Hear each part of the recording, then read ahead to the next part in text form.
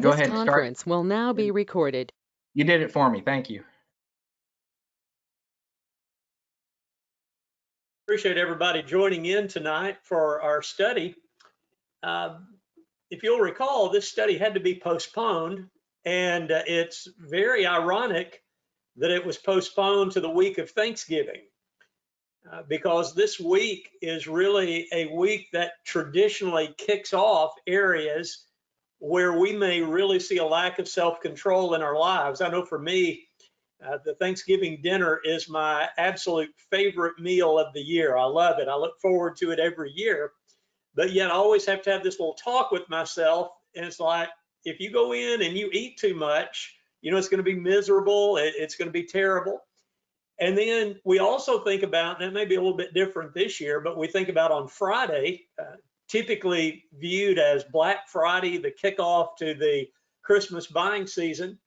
And so there will be a number of people who will overspend beginning this week. And so you look at these two things and they kind of highlight what we realize about ourselves, that sometimes we have a very great difficulty keeping things regulated, keeping things under control. And so I think it is well worth our time to spend some time this evening talking about the concept of self-control. And I say that primarily because I think it, for Christians, is a very misunderstood topic. And the reason I say that is, I think a lot of times we view self-control almost in the same way that we view self-help. That if we can find somebody who has got this a 5-point plan and we can follow the steps, we're going to end up being able to control our lives. Well, I'm not dismissing 5-point plans. Sometimes they're really good. And toward the end of our discussion, we're going to talk about some suggestions. But primarily what I want to do tonight is to get away from the idea that there's some magic formula out there, and if I can just find it, I'm going to be able to control myself. To get that idea out of our minds and to view it much more from a biblical perspective, because I think God does relate a lot of things to us that are going to demonstrate exactly how this self-control can take place. So just think about your life for a minute. And it is likely that there is something in your life where you have difficulty maintaining control. For a lot of people, though not as much as it used to be, just because of all of the research and findings and publicity, but it used to be that smoking was a really big deal. And, I think it was Mark Twain who said smoking is easy. I've quit 1,000 times, something like that. And so, I've known people who have tried really hard to kick this habit. And so that's a difficult one. Or maybe it is kind of food related, that you have difficulty knowing when to stop. And because of that, there's the problem of overeating on a very chronic basis. And maybe that's leading to some health problems in your life. Or maybe it's like we talked about earlier, maybe it's the shopping or the spending of money that, you're just out there, you're having lots of trouble staying on a budget, and you're buying things and you get it home and you don't know why you bought it, but the next day you go out and buy more. I guess in more recent times, we could say lots of problems with the internet, whether that be porn addiction, which a lot of men and young men and increasingly women are dealing with, or maybe it's just the amount of time spent. It's not necessarily unwholesome, but it's just the idea. So I don't know what problem you face in your life. Maybe it's one of these, maybe it's something completely different. Maybe it's something known just to you. But it is likely that every one of us who are participating in this study tonight would have at least one thing where we would say, it's just not under control. I just try, but yet I fail, and I fail on a very regular basis. Okay, so we want to understand, when we're dealing with something like this, what is the foundational biblical teaching that's going to help me to develop my own plan for dealing with this.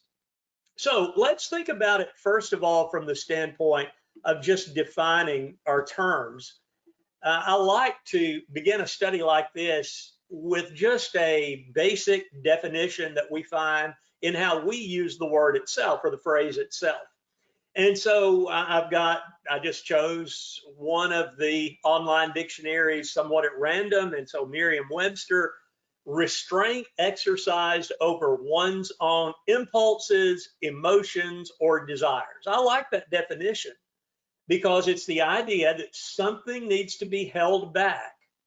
But yet you see kind of a wide array here. An impulse, maybe you're a person who rushes in where you ought to stand back and think about something, or maybe you're just so emotional that it's sadness or anger or crying or whatever. It just kind of controls you, or it's the desires like we talked about earlier. Now, another definition that I think I like even better is associated with the Helps Word Studies, and I like this one just because of its simplicity, and that is dominion within. So here's our word dominion, kingdom, ruler, and so it's kind of like I'm viewing myself as in a sense, the land that needs to be ruled, and I'm making sure there's a ruler in place for that. Okay, so that's kind of the idea that in 21st century English, as we talk about self-control, this is going to be where most everyone's mind goes. And again, good ideas here, not complete ideas, not complete, at least when we think about it in a spiritual sense. So with that in mind, I want to show you a quote that I came across. I don't know this guy, Brian Resnick. He seems to be a writer, certainly from what I found, not religious. I don't know what he would classify himself as, but certainly he's not a religious writer. And this quote that I've got on the screen here really struck me at first negatively, but then as I thought about it, I started nodding in agreement. So let's just read it here. Resnick wrote, modern day psychologists might not blame Eve for her errant ways at all, because what's true today was also true at the beginning of time. Human beings are horrible at resisting temptation. Now, again, my first reaction is, well, he's taking a very secular attitude. But then I got to thinking, what have all people done? Well, they've done the exact same thing Eve has, and that's sinning and not standing up to temptation. That also brought to mind another quote, much older than this one, going back to Oscar Wilde, when he said, the only thing I cannot resist is temptation. That kind of summarizes it, doesn't it? So we look at this idea, going back to Resnick's quote here, going all the way back to the beginning and looking at what Eve went through, and his analysis is, well, we'd probably just say, well, Eve, you're like everybody else. None of us are very good at resisting temptation. But here's the thing that Resnick needs to take to the next level, and that is why. Because I'm going to suggest to you the same way Eve could have exercised self-control is the same way we can. All right, we're going to be back to the Garden of Eden here in just a minute. But let's think first of all about somewhat of a dilemma, at least it appears that way on the surface, that we find in the Bible. And I'm going to take us to a very familiar passage. This is where we find in Galatians 5, the fruit of the Spirit. All right, so here's one of Paul's list of ideals where he's saying, okay, when the Spirit is at work in your life, you're going to find the fruit of love, joy, peace, patience, kindness, goodness, faithfulness, gentleness, self-control. Against such things, there is no law. And so we're really familiar, most of us are anyway, with this passage.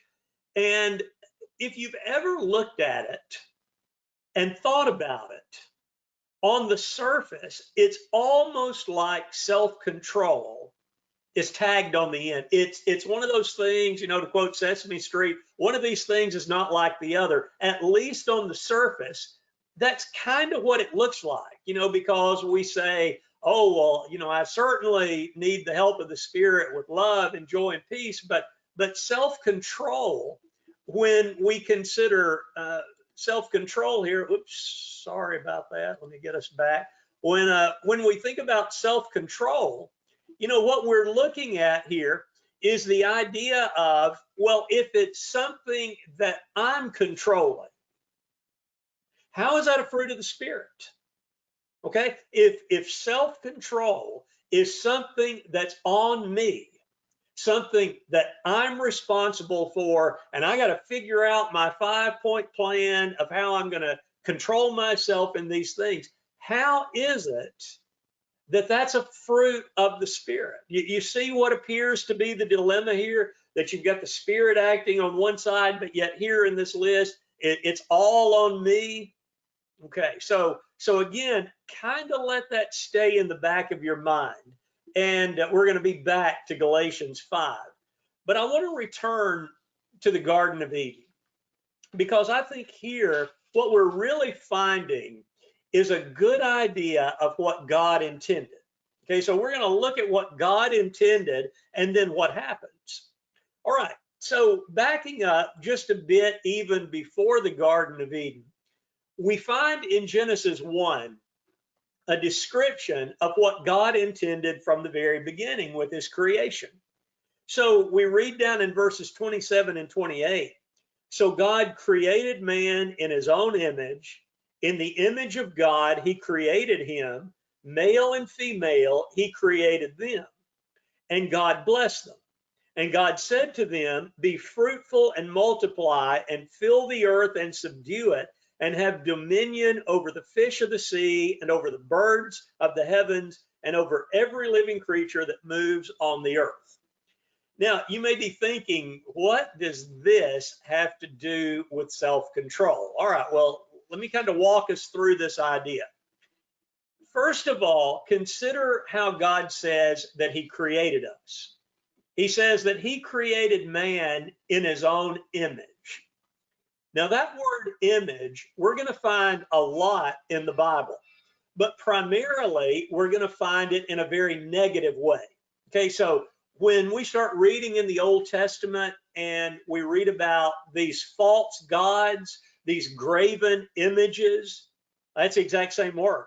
Okay, so when it says God made man in his own image, that word image is the same word that we're going to find for graven images, idols, a little bit later on.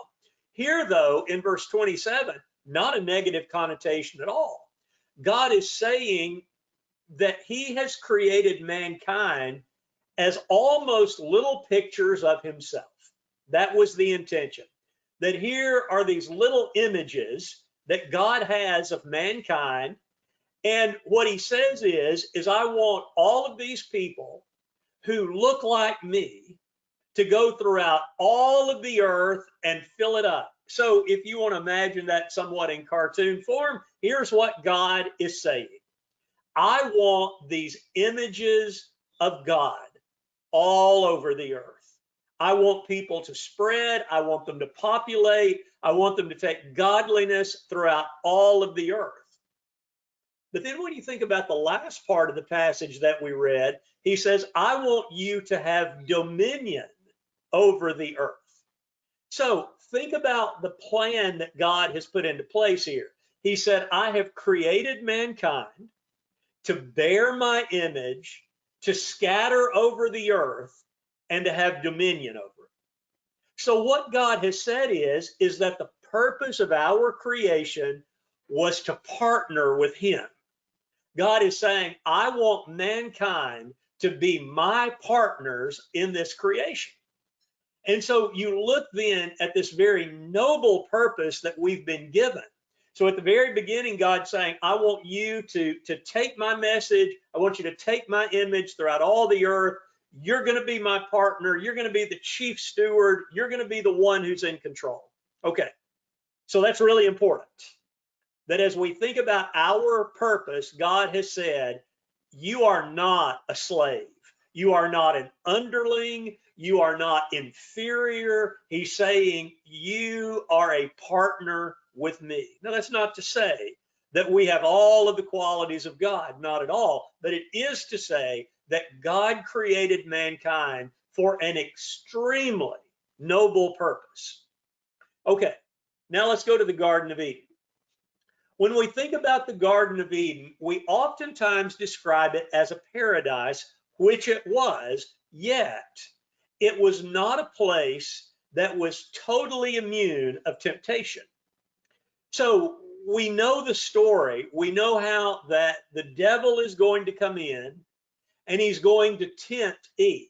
So we understand that the garden was not free of temptation, but we also understand that it was a place where the man and the woman, Adam and Eve, had full access to God. All right, now this is kind of hard for us to imagine because we think about our access to God is primarily through prayer. And that's a one-way conversation, isn't it? As far as we think about who's speaking, we're speaking to God, but we're not getting a direct answer back. Now, that's not to say we can't see God working, but it's not like what Adam and Eve had, where God is walking in the garden, God is talking freely with them. So the idea of paradise in this is not so much that there's no temptation there.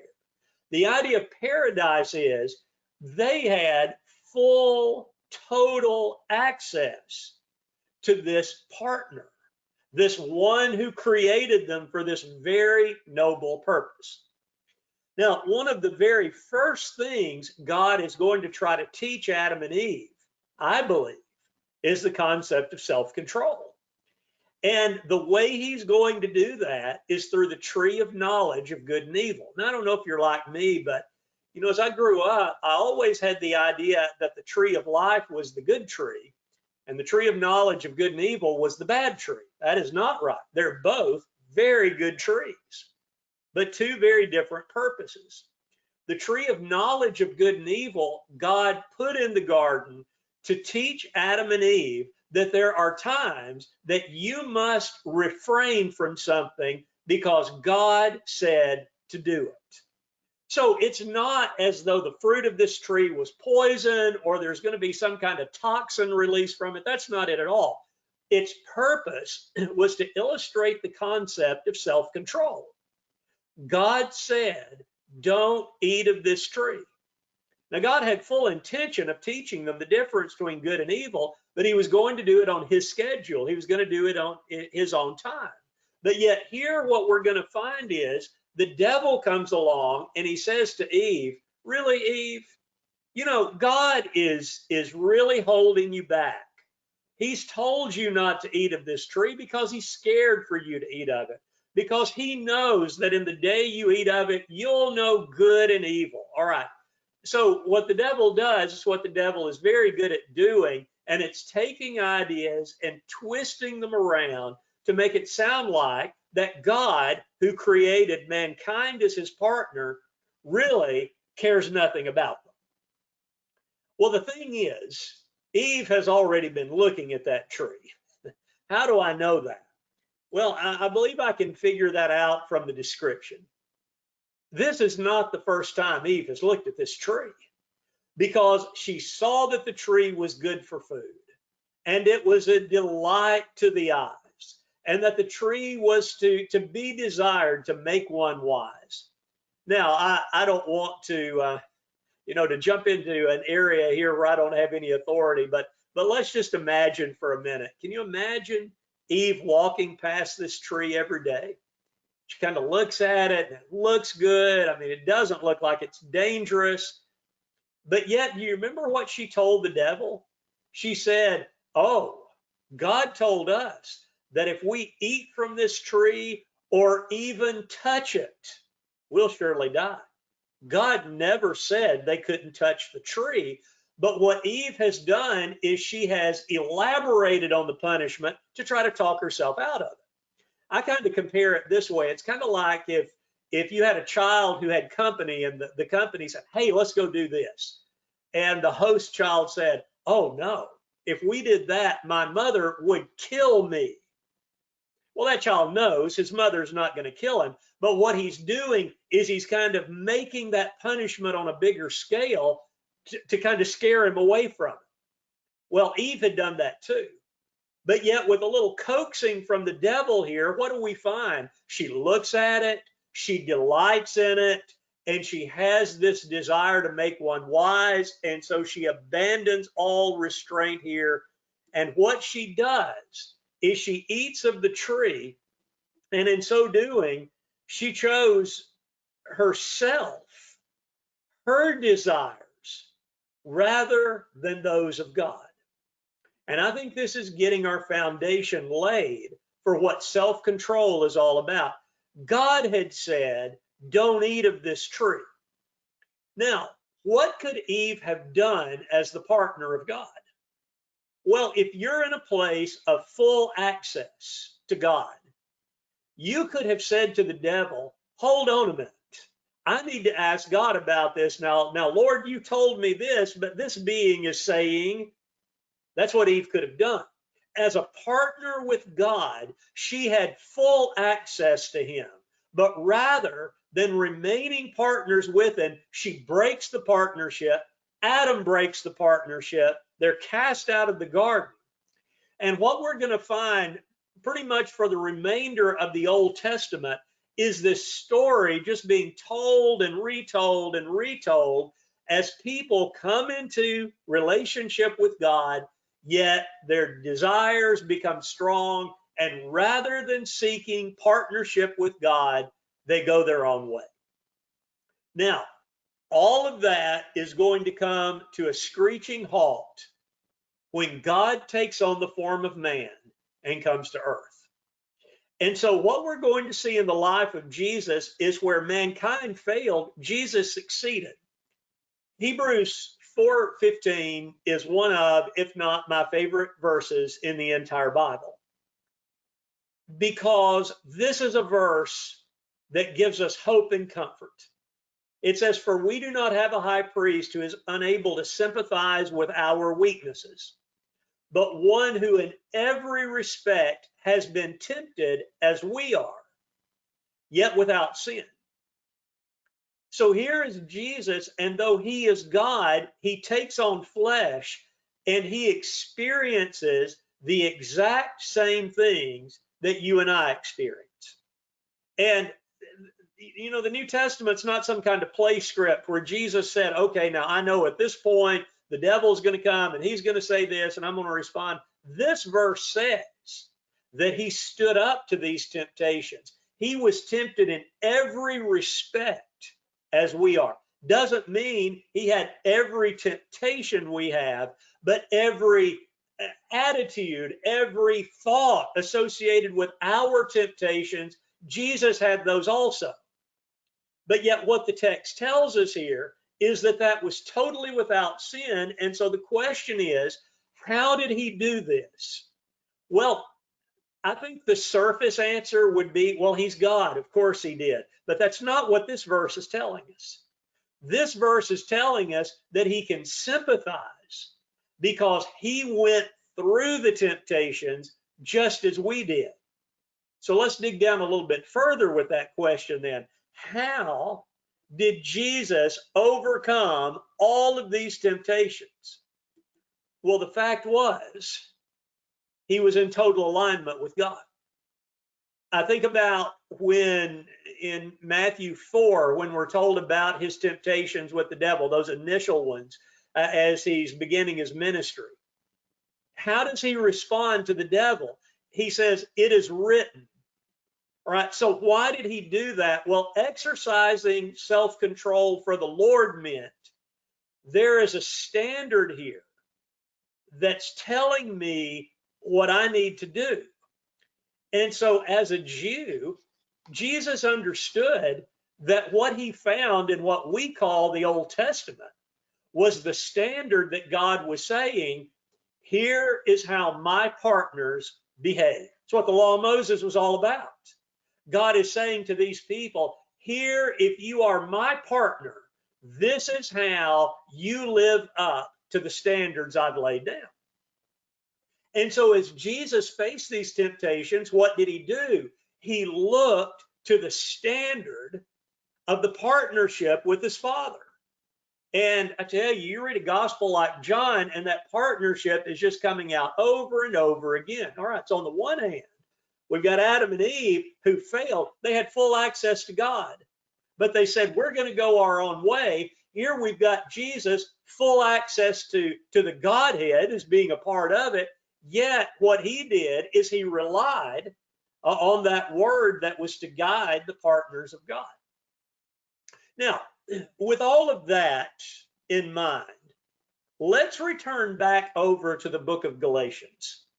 All right, so we want to take all of these principles now that we've laid down in the garden and that we've laid down in the life of Jesus, and we want to take them and we want to look at how this fits into the concept of self-control. And the way that Paul does this is he pictures it as a battle. And so on the screen, I've got verses 16 and 17 from Galatians 5. And he says, but I say, walk by the Spirit, and you will not gratify the desires of the flesh. For the desires of the flesh are against the Spirit, and the desires of the Spirit are against the flesh. For these are opposed to each other, to keep you from doing the things that you want to do. Now, to build his point here, Paul is going to take the idea of temptation and he's going to personify it as the flesh or as the self, right? We could even call it that. And so to make the picture here, he says, okay, on the one hand, you've got the Spirit of God who's trying to bring you to this full partnership, the full purpose of your creation. But on the other side, you've got this personified view of all of these things that are working against it. And in verse 17, he says, this is what's keeping you from doing what you want to do. You know, you talk to any faithful Christian and they're going to say, I just want to obey God. I just want to do what's right. But I've got these desires. I've got these things that I just can't quite grapple with. Okay, Paul's saying that's the flesh. And what it's doing is it's trying to pull you away from the Spirit. It's trying to pull you away from that partnership with God. But there's good news. When we read this part of Galatians, God is saying to us, you are not in this fight alone. Now, I'm going to go ahead and give you the spoiler here. The whole reason we fail with the idea of self-control is that we view this as totally on us, that we've got to find the strength and we've got to find the wisdom and we got to find the fortitude so that we can fight this and then we can present ourselves to God. God is saying, no, that's not self-control. He's saying, I am your ally in this. I'm helping you to fight this battle. But now we also need to make a point with this. This is not going to be a miraculous overtaking of our nature. You know, that when we start talking about the Holy Spirit, people start, you know, some people start trembling. They're going to say, oh man, you know, people are going to think I'm one of those folks who believes the Spirit overwhelms me. No, that's not it. You know, it's not like the Spirit is going to push you out of the car, so to speak, and take full control of it. No, that wouldn't be a partnership, would it? That'd be a dictatorship.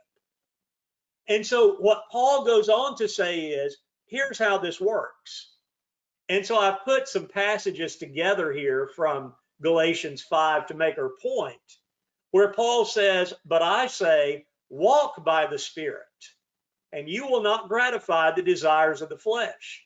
But if you are led by the Spirit, you are not under the law. If we live by the Spirit, let us also keep in step with the Spirit. Now, what those passages indicate is that I have responsibility in this. Though I am not the one who's got to face this all alone, God is saying you are responsible for finding the way to partner with me in the way that I want you to. And so he says, you walk, you allow yourself to be led, you live, you keep in step. You know, I think that last phrase is so interesting because that's something we oftentimes tell to our children, right? If we're in a crowd, maybe Disney World or maybe like a shopping mall or somewhere, we tell our children, we're going to say, you've got to keep up with me. Well, that's what Paul's saying. He's saying, you got to keep up with the Spirit.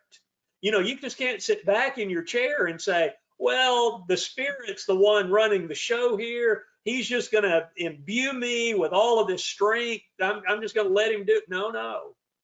What God is saying here is what you are doing is what I have always wanted my creation to do, and that's to partner with me. How then do I produce the fruit of the Spirit? How do I avoid the works of the flesh? What I do is I return to what God has wanted since Genesis 1. Little images of Him who are looking to Him and saying, I want to be like you. I want to be able to face things like your Son faced them. And so if I'm walking and being led by and living by and keeping in step with the Spirit, God is saying, when you are willing to do that, then I am going to provide you exactly what you need. And so then you put this together, and here's our concept that when we talk about self-control, it's the concept of I'm putting self into prison. Why? So that God can work with me and show me as His partner the way that I can become like Him.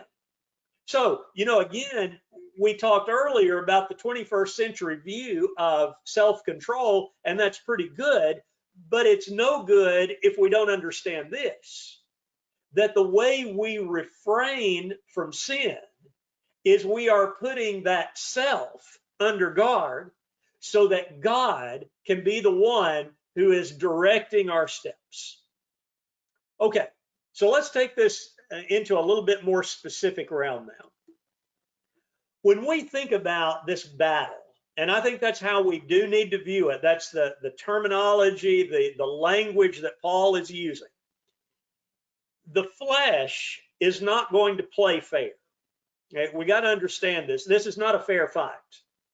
Because what the flesh is going to do is it's going to build on all of these things that we think are good.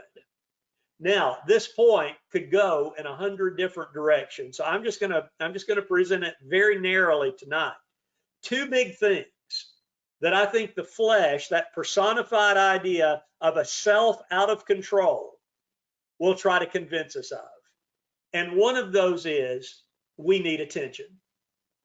The flesh says, you're the one who needs to be satisfied. Now, remember, if we're partners with God, God has shown His love for us, we show our love for Him. The flesh says, forget God, love yourself.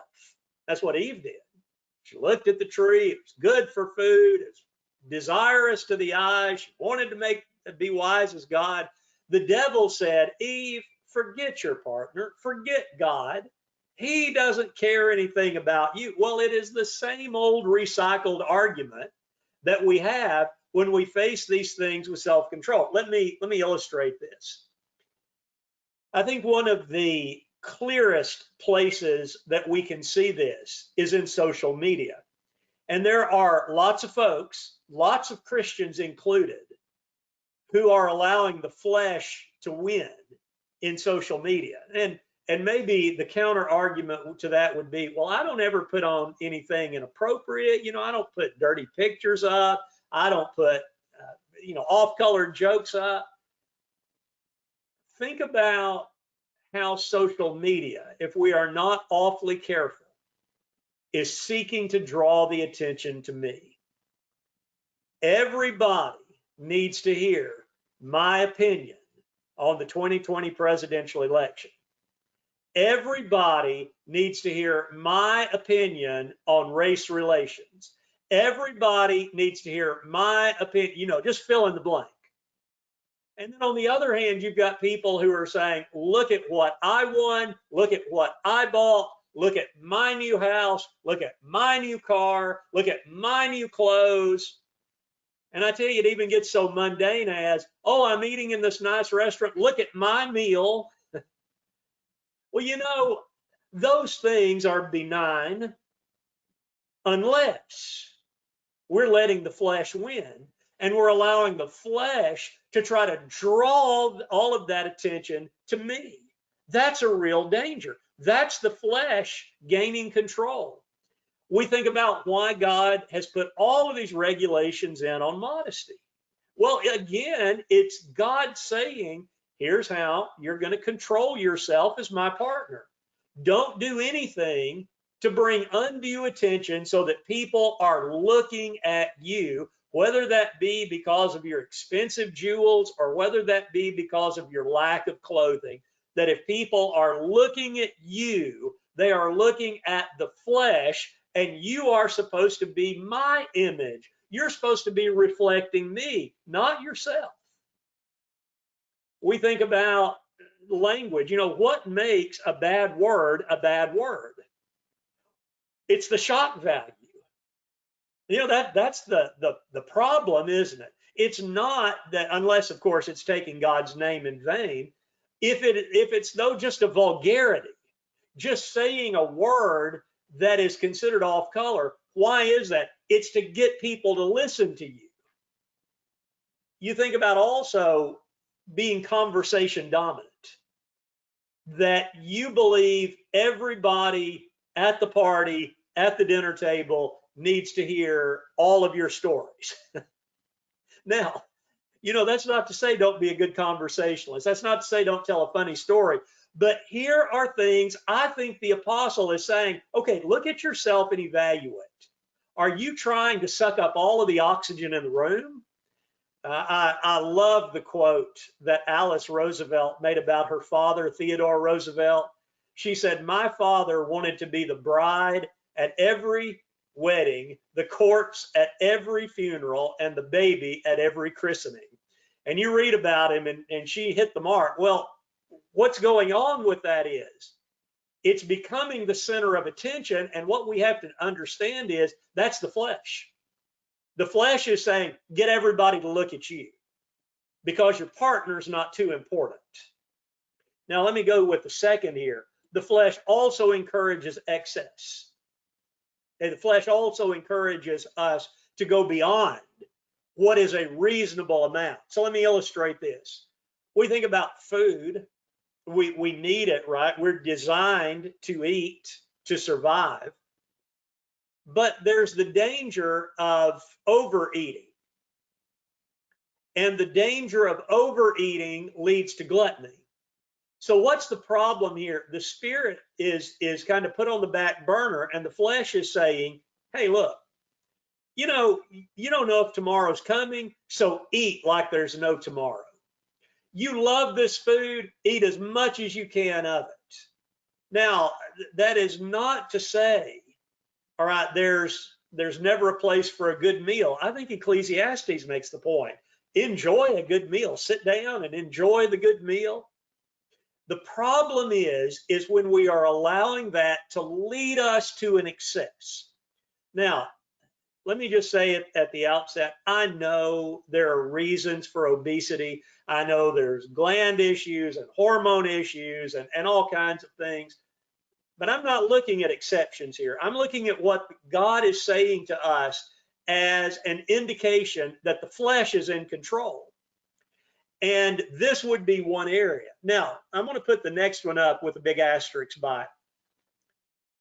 I'm a teetotaler. I mean, I do not drink. I do not social drink, nothing like that. I'm not going to get into a discussion on that tonight. But one of the warnings that God gives, regardless of your view on social drinking, that you can allow moderation to, again, follow that same pattern to what's called the buzz. You're drunk, but not real drunk, and then to flat out drunkenness. And so that's why God will say things like, don't even look at it while it's swirling in the glass. You know, you go to a restaurant and the waiter or waitress walks by the table, and you know, on the tray is this beautiful alcoholic drink. I mean, colorful and little umbrellas sticking out of it, and you know, it just looks so good. And I always think about that idea of don't look on it as it swirls in the glass, as it sparkles in the cup. Why? Because the flesh is saying, doesn't matter if you get out of control for a while. It doesn't matter if you kind of lose your sensibilities for a while. Perfectly okay. That's not what God says, though, is it? We think about the same thing with sex. I tell you what, we oftentimes say our culture is bad about it, but I'm gonna challenge you to find a culture that's not been bad about it. I don't care if we're talking about Bible times or medieval times or Renaissance times or whenever. We always see people heading in the wrong direction because sex was given by God as a very beautiful relationship for the purpose of the creation of life. And that's why it protects it so. You know, God loves life. And I think, I'm just going to side note here for a minute. I think when we're teaching our young people this, I'm going to tell you, I have been the chiefest offender in this. We oftentimes focus on the negative. Don't, without ever stopping to say why. And that why is really important in the grand scheme of things. God is saying this is how new life is produced. These little images of me are brought into the world. And so the idea is that this is a very regulated relationship. Why? Because of its value, because of its importance. Yet, if we listen to the flesh, it says it's all about your enjoyment. So if you want to look at dirty pictures, if you want to, you know, have a hookup a weekend with a different person every weekend, if you want to commit adultery, go ahead. You deserve to enjoy this. What a sad, sad commentary. When we think about temper, you know, you've got anger that grows into rage. You see my point with all of these, that where on the one hand, maybe with the exception of alcohol, food, sex, even anger, they have their appropriate places. They're good places. We find that the spirit is always, or rather the flesh is always trying to take us as far from the spirit's guidance that we find in the Word of God as it possibly can. And every one of those is, you do for you what's going to bring the greatest amount of pleasure and sensuality. You just do that. All right, we see the danger. Now, are we going to try to fight that by ourselves? If so, we're going to lose. You know, if I think there's a 5-step plan without God that's going to get me to the place I need to be, I am sorely mistaken by that. So how do we do it? Well, let me just bring your attention to a verse that's a hard verse, not to understand, but you look at Luke 9:23. Jesus said, if anyone would come after me, let him deny himself and take up his cross daily and follow me. I want to put a synonym in for that. Let him contradict self. Same idea, exact same meaning. So what Jesus is saying is when you're saying, I'm going to eat like there's no tomorrow, I'm going to drink myself into oblivion, I'm going to satisfy every prurient interest I have, I'm going to show people you don't mess with me. He said, if you're going to follow me, you got to contradict yourself. You know, it's kind of like the old guy who says, I said to myself, self. That's exactly what Jesus is saying. He's saying, you tell yourself, and we could change that word self to flesh. You tell the flesh, I am not doing that because it's not about me. It's about my glorifying that divine partner who created me for this very, very special purpose. And so then every decision I make is going to make me more like God when I contradict the flesh, I take up his cross, and I think that's the sacrifice that telling yourself no is hard to do. But Jesus says when you do this, it's going to make you like me. That's who you're going to become like, is the Son of God. Okay, as we begin to land the plane here, I don't want to end the discussion without giving some very practical suggestions for us to consider. And so one of these is that we've got to have a really honest discussion with ourselves. Where is the area or areas in my life where the flesh is winning the battle? So, no excuses. We don't say, well, I'd control my temper if he wouldn't. No excuses. Where am I letting the flesh win? And once I pinpoint that, I then say, okay, what is the spiritual damage that's being done here? So if I am losing the battle to any of these things we've talked about, or if I'm losing the battle in a different area, okay, evaluate. What is this doing to my relationship with God?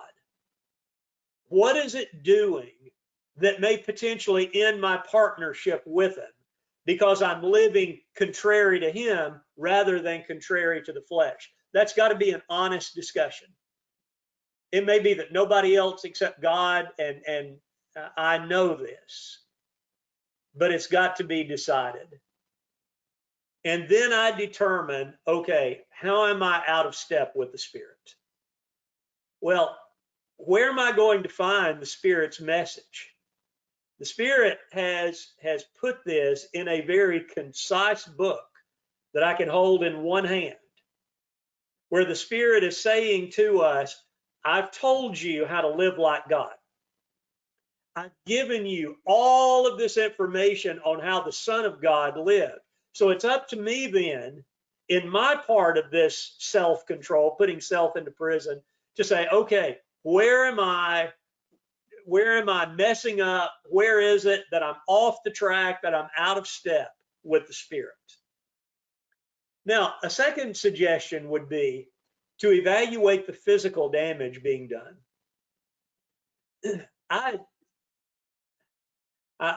This is another really long discussion I'm going to try to condense.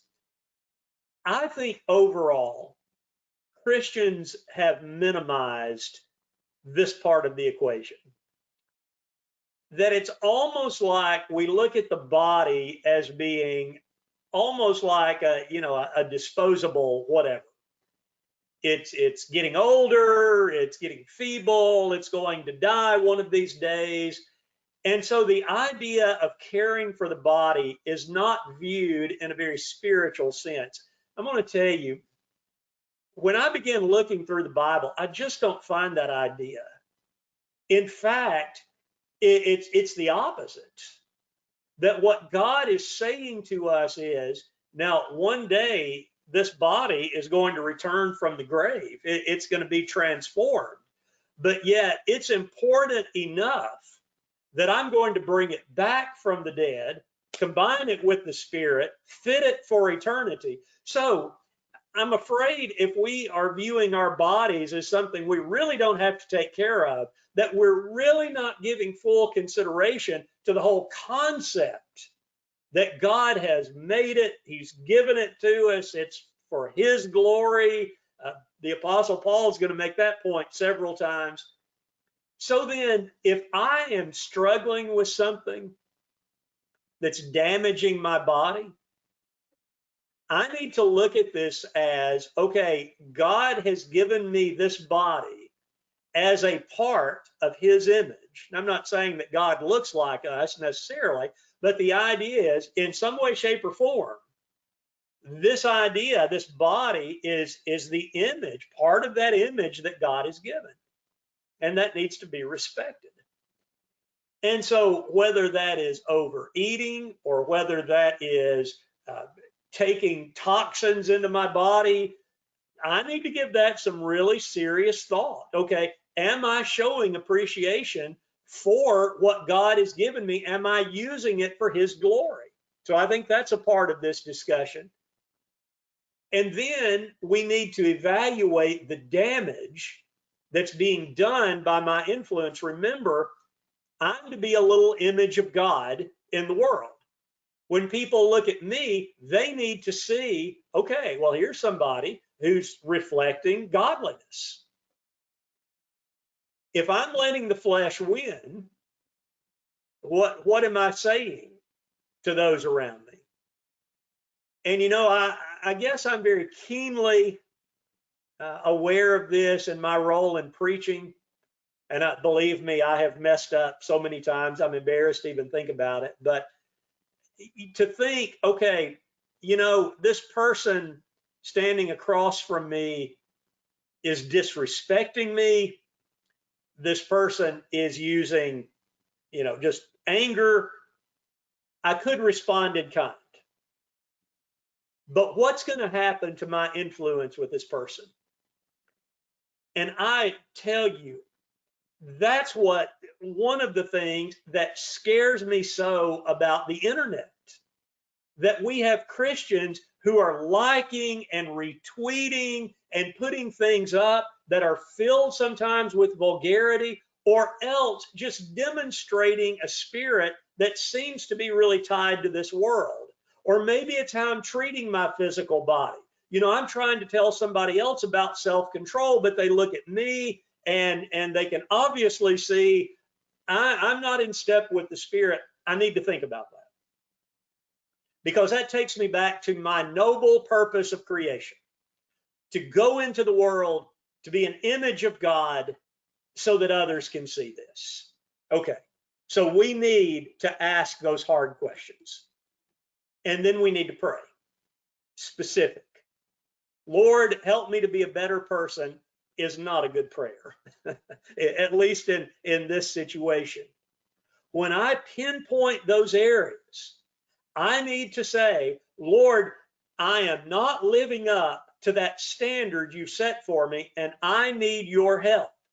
And pray that prayer, not expecting a miracle. It's not going to be this, the Spirit pushes you out of the car and says, I'm driving that, not that. But what God promises to do is to give you the tools you need. And one of those tools may lead us into the next point. That may mean I need somebody who is keeping up with me. This happens a lot with alcoholism, drug abuse, internet addiction, porn addiction. It's somebody who you've got to say, here's where I am. Here's where I'm failing. I want to be like God. I need your help. Don't be embarrassed to do that. But don't get your best friend to do it. Your best friend is going to make excuses for you. You want somebody who is spiritually minded but stern, who's going to hold your feet to the fire. That may be one of God's answers to your prayer. So we do that. Let me offer the next suggestion with an explanation. I think sometimes it's worth our while to practice self-denial. And maybe this is just totally out of the spiritual realm. And the reason I'm cautious about this is because there are religions that teach this as though this is a spiritual activity. But let me just give you a couple from my own life that I do. I decided a while back, I'm just going to stop drinking any kind of Cokes, Sun Drops, anything like that, anything caffeinated. And the only time I've had to alter that is when I'm not in the United States, because sometimes when I've been in Malawi, that's it. That's the choice. Well, there's nothing sinful about it. And if I started drinking one tomorrow, there's no sin involved there. But it's the idea of, can I do this? Also, there was a time I said, I'm going to go for a whole month with no sugar. I'll tell you, that's hard. But what I learned in those experiences were some principles that I could apply to spiritual battles. There were ways that I learned of dealing with those kind of non-moral things to say, okay, when I'm put in a situation, here are some of these lessons I can put into place here. So I think that's worth our time, to think about it. And, don't say I'm going to do this for 5 years, at least at first. Say for the next week, for the next 2 weeks, for the next month. Set a reasonable goal. And then at the end of that time, evaluate what you've learned. And then finally, let me say this. Make these life changes one day at a time. You say, wow, this is such a strong problem for me. How am I ever going to face it? One day at a time, in step with the Spirit. It's beginning your day praying to God, this is going to be my temptation today. I need the tools to remain in step with the Spirit. And when I can do that and I can make it through one day, I've accomplished a goal. That's my part. And then I can look back on that day and say, okay, well, I've lived like a partner of God today. I've lived like someone who's in his image. And I imagine as you're thinking about this, you could add all kinds of things to this list. But I put these up simply to help us to understand that there are ways that we can gain control, but it's only going to be through God that we can do this. So I hope these things have been helpful. If I can elaborate on anything, or if you've got questions, I'll be glad to take those now. I'm going to turn it back over to Stephen, or if it's something even you just want to send me an email about or talk privately about, I'll be glad to do it, because for all of these things, we certainly need to be there for each other. So thank you very much for joining into this discussion tonight. I sure hope this has been helpful. I tell you, that was really helpful for me, Greg. I really appreciate your thought, your time, your preparation. Very, very practical, very applicable. I know it said everybody has their poison. I was thinking of my own areas in my life where I need to practice more self-control, and I thought that was very helpful. So thank you very much. I'll turn it over to the group for a couple seconds. Any thoughts, comments, questions for Greg before we close out tonight? Okay, well, I'll plan to put this recording, assuming all goes well in GoToMeeting and it's actually recorded this. I'll plan to put this on the Meetup website and make it available for anybody that wants it.